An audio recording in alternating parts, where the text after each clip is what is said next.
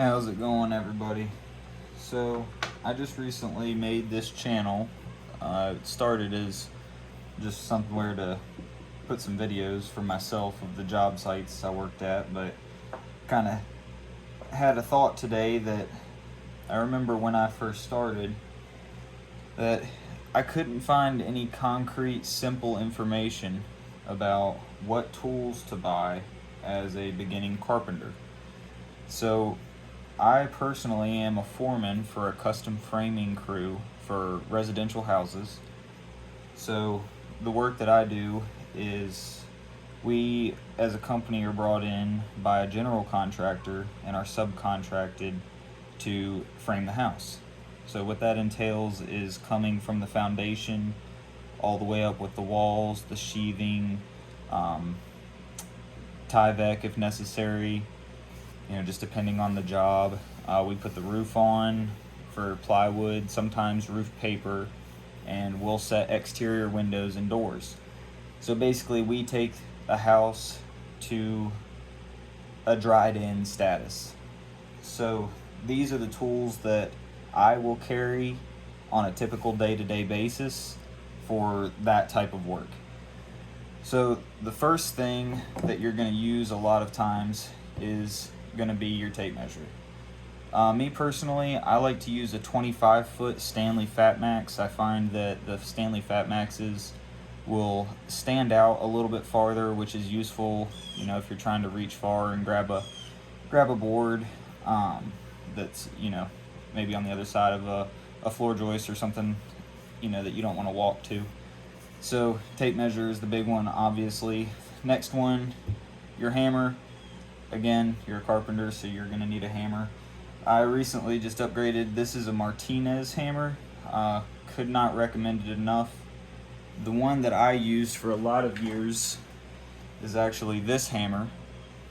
This is actually a Milwaukee 19-ounce framing hammer, and as you can see, I've used this one for a lot of houses. So that's, I believe it's a 16-inch handle. So tape measure, hammer, obviously. Next big thing that you're gonna need, these are probably the top biggest tools that you're gonna need, is a speed square. So me personally, I would recommend that you get one with a lot of these notches in it. So these are useful for if you're gonna scribe a board and you want to just slide the square down the board, and you can hold your pencil in one of these marks and just scribe the board as such. So when they have more of these notches, it just allows a greater degree of accuracy. So speed square, and I'm going to make a video coming up on just a simple explanation on how to use these, because that was something else that was difficult for myself to find when I first started. So the next big one is going to be a chalk line. You 100% are going to need a chalk line. So this one I like because it has a metal body. It seems to last a little bit longer, and it also has this dial where you can lock if you want to use it as like a plumb bob if you're in a pinch. Another feature that I really like about this chalk line is the hook for the string. So when you pull it out, there's a hook, and on this model, this is a Lufkin model, this hook will disappear like that, and that's nice because when it's sitting in your tool bags, it's not going to get caught on screws, and it's just not going to get caught down in your bags and be a pain in the butt when you're trying to get it out if you need it. So another really important tool is a cap paw or a nail puller. So personal recommendation, I like the Milwaukee brands. I believe this is a 10-inch. East Wing makes a really good nail puller as well. I used one of those for a lot of years, so I would recommend those as well. And the size of these is really just personal preference, because I know some people will carry them inside their bags, which is what I do myself. I found that if you put them in some of the outside slots that some bags are designed for nail pullers, I find that it wants to poke me in the back of the leg. So that's another tool that you're definitely going to need, is a nail puller. So next thing is pencils and a Sharpie. So this is a Pica Dry pencil. I'm not sure if I'm pronouncing that right. It might be Pica or Pica 1. I really like this for marking on plans. It's going to give you a really clean, defined mark, so you're not boogering up your plans too bad. And then I have a couple of these smaller pencils, and then also you can definitely use a larger carpenter pencil. I just prefer these because I think if you take the time just to keep them sharp and don't have a really heavy hand, you can get a more accurate mark. So if you're doing things that you really want to be really precise, I think a smaller pencil is a little bit better personally. And then the Sharpie's nice just for when you're laying out floor systems or wall systems, and maybe you need to make a correction to an inaccurate layoff or something. It's nice to have a Sharpie so that you can be really clear annotating that a change was made. Another one is an adjustable wrench. So typically when you first start out on a build, you're going to need to put green plate down. So that's the pressure treated plate material that separates the untreated wood from the block or concrete foundation.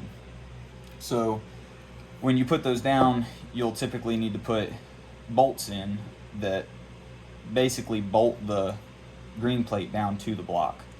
So this is something that's really useful to sink the nuts down if you don't have an impact. It's just a good thing to carry in your bags if you know that there's a possibility you're going to need it that day. It's not something that I would say carry around every day because every little bit of weight adds up over the years. So if you're not going to use it, maybe if you're just sheeting a roof, I wouldn't recommend carrying it.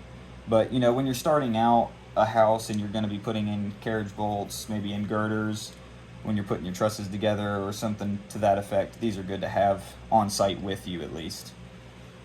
So over here we have a scale. This is good. I use this a lot because I'm a foreman, so I'll use this when I'm looking at plans a lot, and there's plenty of videos out there on how to use all the different scale measurements on the three sides of these. So this is a good thing to have if you're in that role.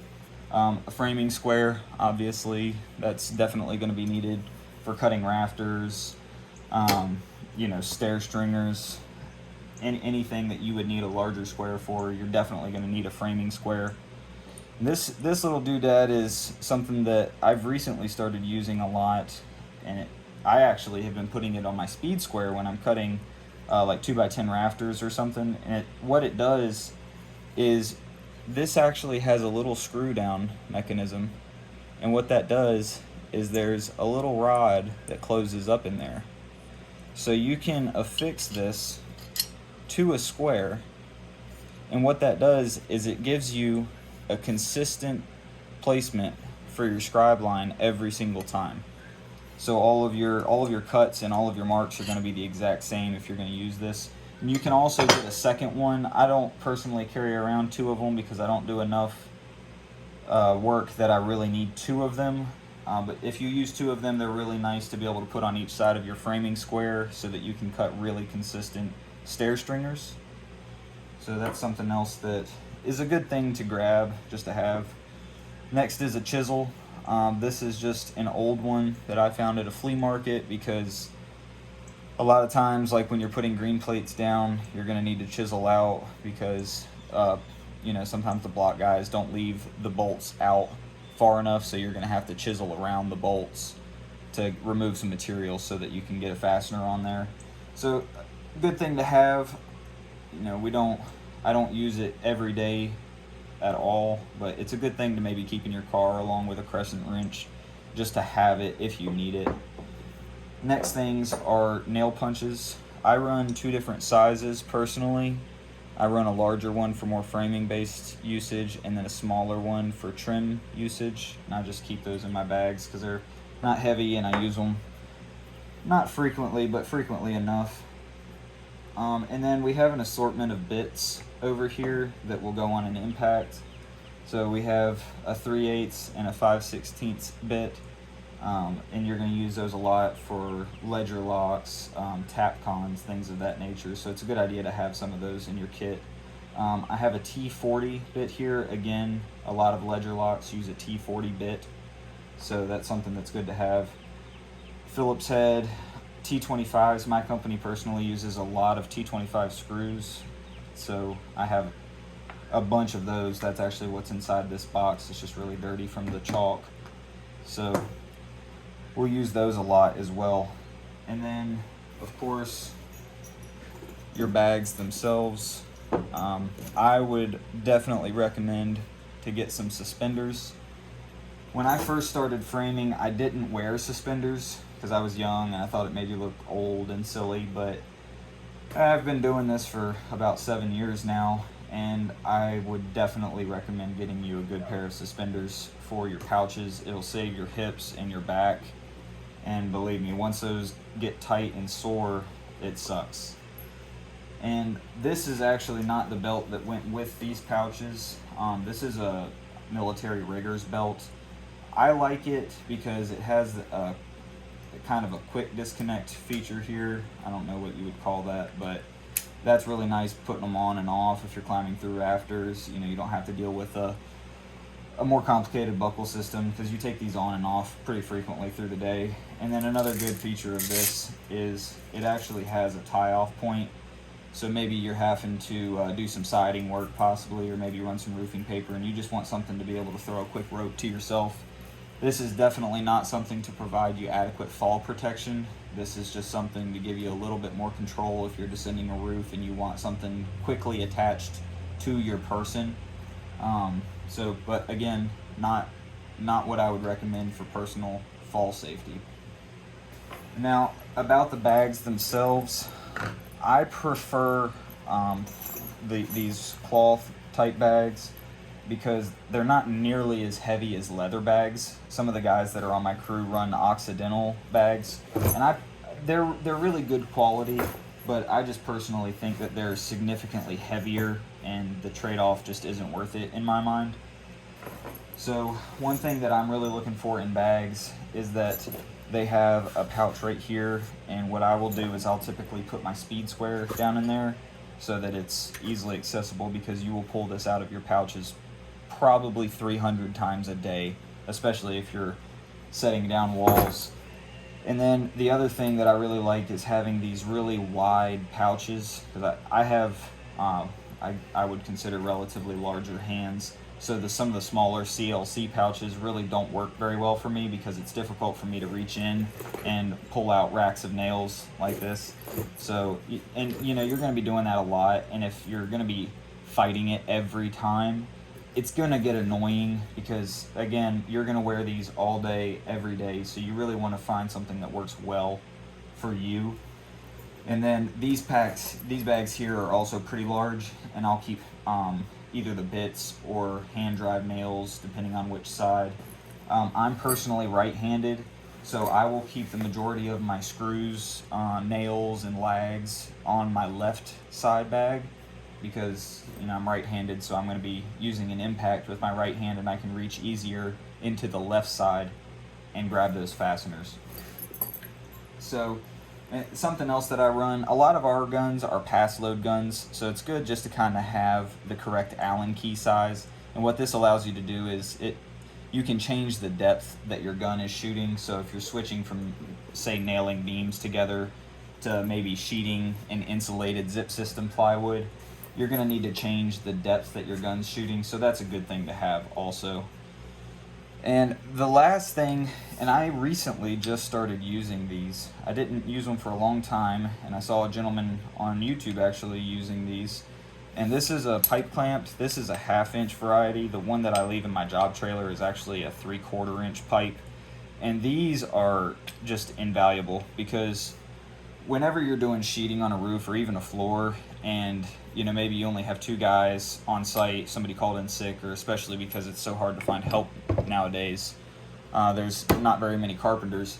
These are really, really invaluable to be able to pull things on center for particular layoffs, They're just a really good tool. Obviously, you're not going to have this in your pouch, but this is a good thing to have tucked away in the job trailer or just maybe on a platform. That's where I leave mine pretty typically. And they're just a really handy tool to have. They can pull beams together if they've developed a warp, if your material's been sitting out for a while. They have a bunch of uses. Once you have one on site, you'll find reasons to use them. So the last thing I wanted to talk about is jumping back to the hammer. If you are going to be focusing on mainly rough framing, which is what I do, you can get yourself a milled head hammer. This one's somewhat worn down. Like I said, this hammer's relatively new, whereas in comparison, that's my older hammer. But you can see that they are both milled head hammers. So if you're going to do a lot of trim, it's a good idea to have a smooth faced hammer because you're not going to be leaving these waffle indentations in whatever material that you're working on. So that's just something else to consider. And one thing I really like about these hammers is this side claw right here. They're very expensive hammers, but just personally from the amount of time I've been using it for about a month and a half now, these hammers are 100% worth the money in my opinion. They swing so much lighter and you really do not lose any, in my opinion, striking force with these hammers. And any of you guys that are more experienced framers know if you drive a 16 penny nail into some LVL material, they do not like to get pulled back out if you have to for whatever reason. And this thing right here, that is the I wasn't asking for you to give me an opinion puller. This will get the nail out or rip the head off one. This has not failed me yet. So this is a feature on a hammer that if you find it on something is very, very handy. So thanks for checking out the video. Let me know if you guys have any questions. Thanks.